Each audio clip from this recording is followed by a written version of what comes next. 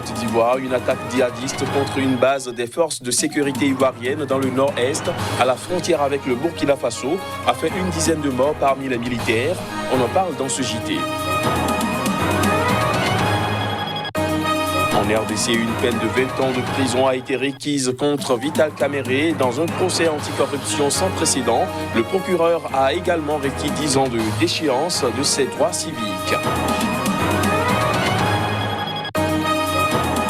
Et puis le docteur Denis Mukwege a démissionné de son poste de vice-président de la commission de lutte contre le Covid-19 dans le Sud Kivu en RDC.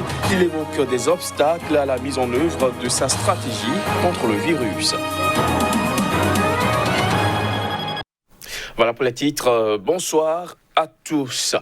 En Côte d'Ivoire, une attaque djihadiste contre une base des forces de sécurité ivoiriennes à Kafolo, dans le nord-est du pays, à la frontière avec le Burkina Faso, a fait une dizaine de morts parmi les militaires. Un assaillant a été tué lors de cette attaque. C'est la première attaque djihadiste sur le sol ivoirien depuis l'attentat de Grand Bassam en 2016.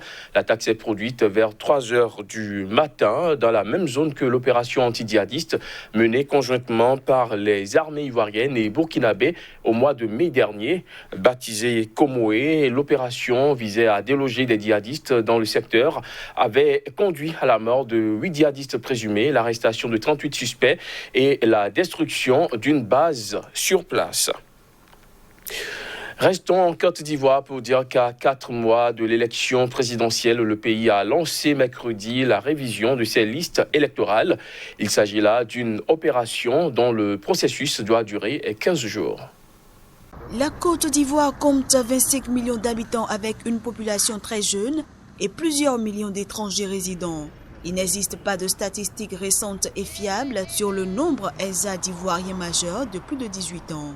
Alors que la présidentielle doit se tenir en octobre prochain, la Commission électorale indépendante a lancé ce mercredi la révision annuelle des listes électorales. Le processus, qui doit durer 15 jours, vise à enrôler les électeurs qui n'y sont pas encore enregistrés, comme les nouveaux majeurs ou ceux qui n'avaient pas jugé utile de voter jusqu'à maintenant. Selon la Commission électorale, près de 5 millions de personnes en âge de voter ne figurent pas sur cette liste. Une liste qui comptait l'an dernier 6 600 000 inscrits. Et pour cette opération sensible dans ce pays d'Afrique de l'Ouest, qui a connu des élections émaillées de tensions et de violences depuis 20 ans, 35 000 agents de recensement seront déployés sur plus de 10 800 centres, plus une centaine à l'étranger pour la diaspora, selon la Commission électorale indépendante.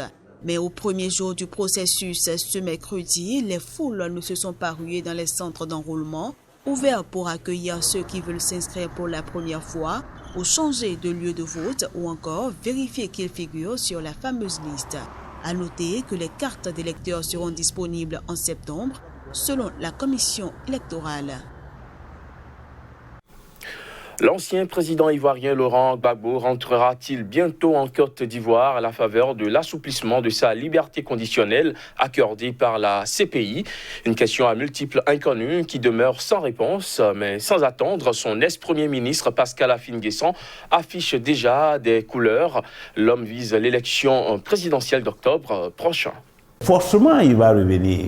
Il ne peut pas rester éternellement hors de Côte d'Ivoire, d'autant qu'il est acquitté et que de toutes les manières, il sera déclaré libre de rentrer. Et je crois que c'est le cas d'ailleurs à l'heure actuelle, même si il est encore sous contrôle judiciaire. Mais ça, c'est une question de temps. Donc, il faut s'attendre à ce qu'à un moment ou à un autre, il revienne en Côte d'Ivoire. Et c'est ce moment-là qu'il faut préparer. S'il veut être président du parti, je suis prêt à le lui céder et à jouer le rôle de vice-président. S'il est en Côte d'Ivoire et qu'il est éligible, je suis prêt à l'accompagner dans la bataille électorale. Mais s'il n'est pas éligible, il faut que lui aussi s'engage à soutenir ma candidature. Avec l'ego ou sans l'ego, le FPI sera présent aux élections avec un candidat. Et j'espère bien être celui-là. Que ce soit dans le cadre de l'unité ou dans le cadre actuel, je serai candidat et les militants décideront. Dans tous les cas, si je dois être candidat, ce serait le candidat du FPI. Sauf si il y a un autre candidat qui est choisi par les militants du FPI, voilà, du FPI, que nous incarnons. En bref, en République démocratique du Congo, une peine de 20 ans de prison a été requise ce jeudi par la justice congolaise contre Vital Kamerhe, principal accusé d'un procès anticorruption sans précédent. Le procureur a requis 20 ans de travaux forcés et 10 ans de déchéance de ses droits civiques à l'encontre de l'allié politique et directeur de cabinet du président Félix Tshisekedi, jugé avec 2 co-accusés pour le détournement de fonds publics. Il faut dire que le parquet a également demandé la confiscation des fonds sur les comptes bancaires de l'épouse de Vital Kamerhe, de la fille de celle-ci et d'un cousin de l'accusé, ainsi que la confiscation des propriétés immobilières acquises avec les fonds détournés pendant la période allant de janvier 2019 à ce jour. Au Lesotho, Thomas Tabane a été accusé par la police d'avoir versé 21 000 € aux tueurs qui ont assassiné sa première épouse en 2017. L'ancien Premier ministre a, rappelons-le, démissionné le mois dernier de ses fonctions après plusieurs mois de crise politique provoquée par sa mise en cause dans le meurtre de cette dernière.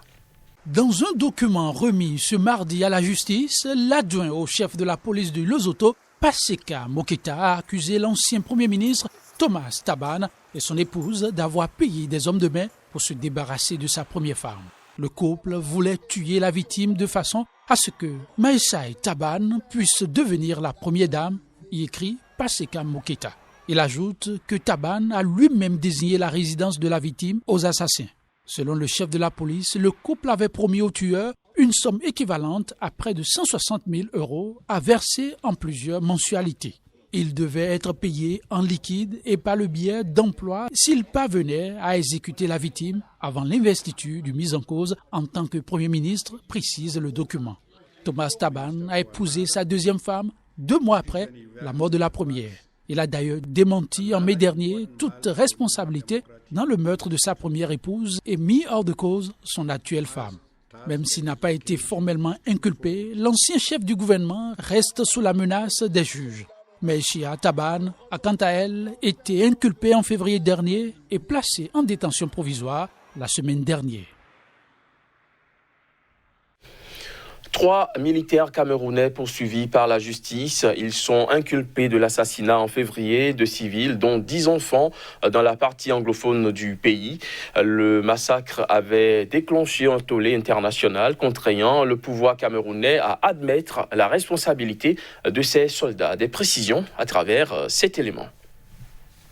Depuis près de 3 ans, des groupes séparatistes et l'armée s'affrontent dans les régions du nord-ouest et du sud-ouest du Cameroun où vit l'essentiel de la minorité anglophone, dont une partie s'estime marginalisée par la majorité francophone du pays. L'armée avait initialement parlé de malheureux incidents avant que Yaoundé n'admette mi-avril qu'au moins 10 enfants et 3 femmes avaient été tués. L'Organisation des Nations Unies avait évoqué la mort d'au moins 23 civils, dont 15 enfants et 2 femmes enceintes dans la nuit du 13 au 14 février. Les 3 soldats camerounais arrêtés mi-avril ont été inculpés notamment d'assassinat, a déclaré le porte-parole de l'armée. 2 mois durant, Yaoundé avait nié la tuerie et le bilan de l'ONU. Le massacre avait provoqué un tollé international avec notamment l'intervention de la France alliée de Yaoundé et ancienne puissance coloniale. Au thème de cette enquête, mi-avril, le pouvoir reconnaissait enfin que 3 militaires incontrôlés et désobéissant aux ordres avaient tué,